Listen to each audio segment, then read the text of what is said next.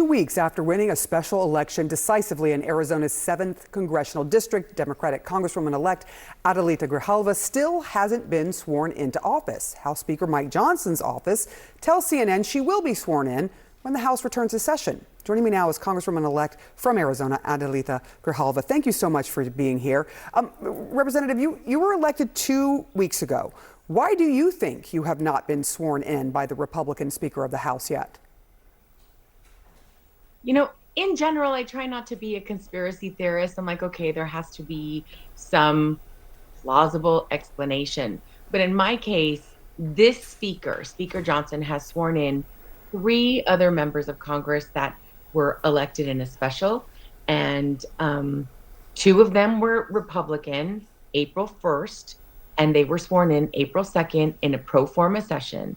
And then we have a Representative Walkinshaw, a Democrat, sworn in about 3 weeks ago, elected on a Tuesday, sworn in less than 24 hours later on Wednesday. And there was a pro forma session. I was in DC, and now I hear, well, the next time that Congress is in session, we were scheduled to be in session September 29th, the 30th, those were canceled. And then we were scheduled to be in session on the 7th of October, those were also canceled. And now he has indicated publicly that until the Senate does their, passes something that the House can look at, then we're not coming back. So I don't know, I have any idea when I might get sworn in. And the Speaker's office has not had any direct communication with me. Let me ask you why you think there are some Democrats saying this has to do with the Epstein files. Are you hearing that? And what's your sense? I am hearing that. And I am going to be the 218th signer to the discharge petition. So that is the only thing that most people are pointing to. I mean, I am a woman of color, a Chicana from Tucson. None of those factors, I don't think, are reasons why I wouldn't be being sworn in, other than pointing to the Epstein files and the complete lack of transparency from this administration in releasing those files. The other is Speaker Johnson has closed down votes in the recent past to avoid a vote on the Epstein files. So there does seem to be a connection.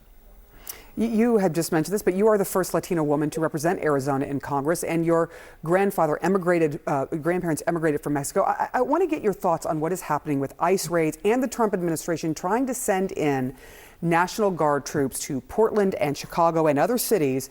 The Department of Homeland Security had calling American cities war zones that need saving. How do you see it? Yeah. So I live here. My district has 3 ports of entry with Mexico, some of the safest communities statistically, nationally. This escalation of violence should scare all of us. Trump is turning our National Guard and ICE against its own people.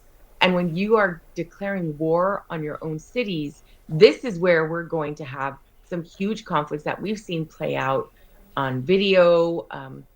My colleagues from different parts of the nation are sending in appeals to let's keep the peace. And nobody is asking for this intervention. I believe that this is just Trump stirring up some drama for the midterms. You talked about the 3 ports of entry with Mexico. In your state, you have seen your undocumented population lowered by as much as half since the height in 2008. Do you support the Trump administration's policy that have lowered the number of undocumented people coming into your state?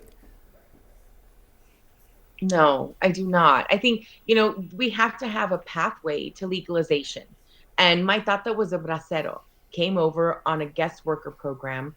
Many of the communities here in CD7 are asking for an expedited H-2A visa process in order to be able to have workers. I mean, Yuma County is the lettuce capital of the nation, and we don't have enough people to be able to take off the fruits and vegetables from the vines that are going into our grocery stores. And so we are creating food deserts. It's becoming incredibly problematic and very expensive. I don't know if many of the people that are making these decisions have gone to the grocery store lately, but I'm a mom of 3 kids and have not had, I resigned from my position in April. So do the math on checks coming into our household. And, I could buy a week's worth of groceries before for $100. That is not the case anymore. And it is becoming harder and harder for people to make ends meet. Representative-elect Adelita Grijalva, we will check back in with you to see when it is you are finally sworn in. Thank you so much. Really appreciate you coming on this morning.